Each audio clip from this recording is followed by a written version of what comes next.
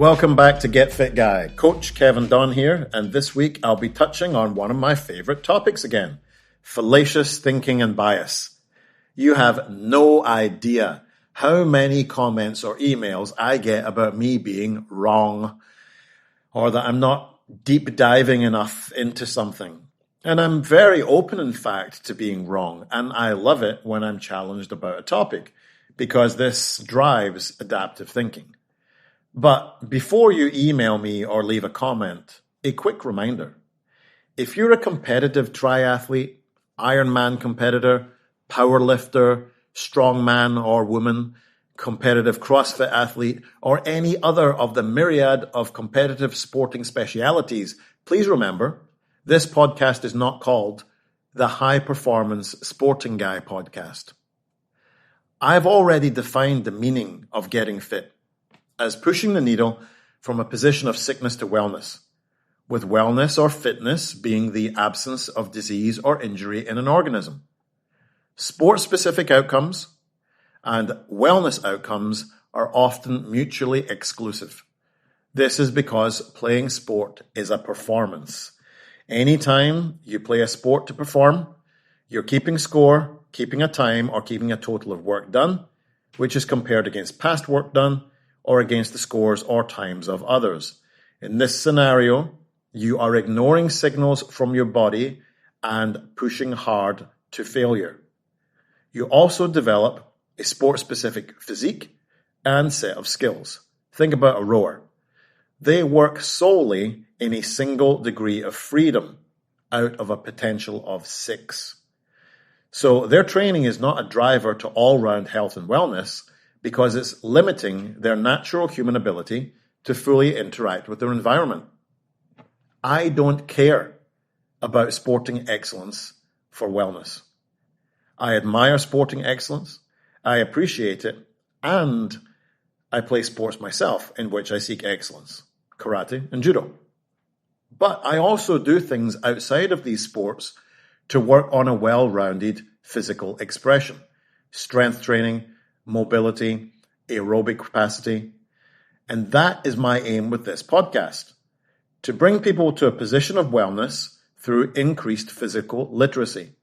So some of the recommendations may indeed be entirely at odds with advice that I may give to a competitive athlete or that you may get from a competitive athlete, but you cannot compare apples to oranges and say one is better. The next thing is that this is a 9 to 12 minute long podcast. It's intended to provide some efficient, easy to understand information in a bite-sized manner. It's never going to be possible to cover every nuance of every aspect of a topic as it may pertain to every single individual outcome of every person listening. It's general information. If you would like an individualized training recommendation, a consultation about your training, or to hire me as a coach, please reach out to me. I would love to talk to people about their individual needs and see how I can help. But again, do not confuse a general recommendation which is aimed at thousands of listeners each week with your own individual needs. That can't ever happen.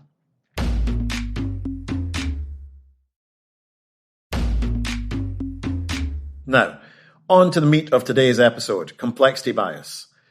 Complexity bias refers to the tendency of individuals to favor complex solutions or approaches over simpler ones, often assuming that intricate methods are inherently more effective. In the realm of fitness training, this bias manifests itself when individuals are drawn to complex workout routines, advanced equipment, or intricate dietary plans, believing that these will yield superior results. However, in reality, most people do not need the most complex solutions for successful fitness outcomes. Complexity bias stems from various cognitive factors, including the assumption that complexity equates to expertise or effectiveness.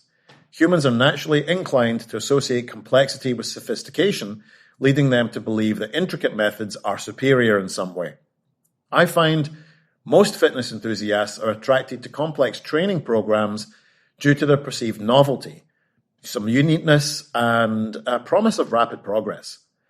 The desire for a quick fix or shortcut leads individuals to embrace complex solutions in the hope of achieving faster results.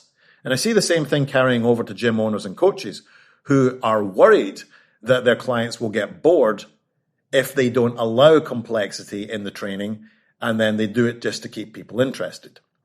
This isn't to say that sometimes complexity isn't required, but that only comes after someone has ceased to linearly progress by doing the basic and the simple. Everyone has heard the phrase, if it ain't broken, don't fix it. So if you're doing a novice linear progression and are able to add load every single week, you do not need any greater training complexity. Complex movement is only built upon foundational movement. So people should be thinking more about what is sustainable and not what is inherently unsustainable, as exciting as it may be.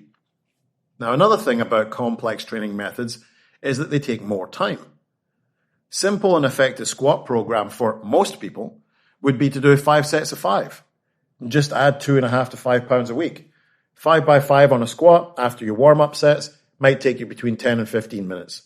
But a complex program with complex equipment will need time to set everything up. You might have single leg variations, isometric variations, tempo options, and so on. Complex programs eat up time that most people don't have, given that the biggest obstacle for people to get fitter and stronger is making the time to go and train.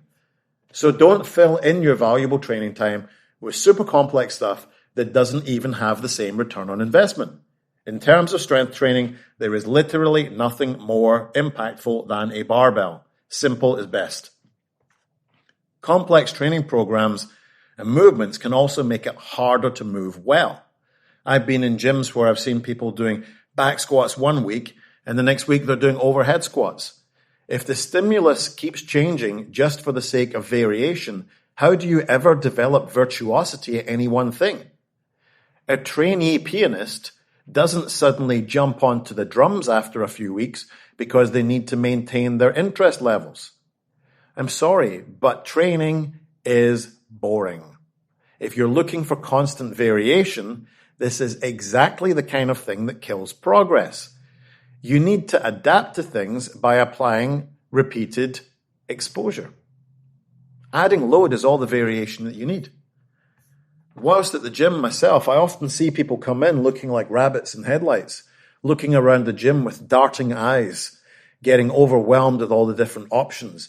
There's barbells, kettlebells, dumbbells, there's cable cross machines, leg press, leg extension, belt squat, leg curl, adductors, abductors.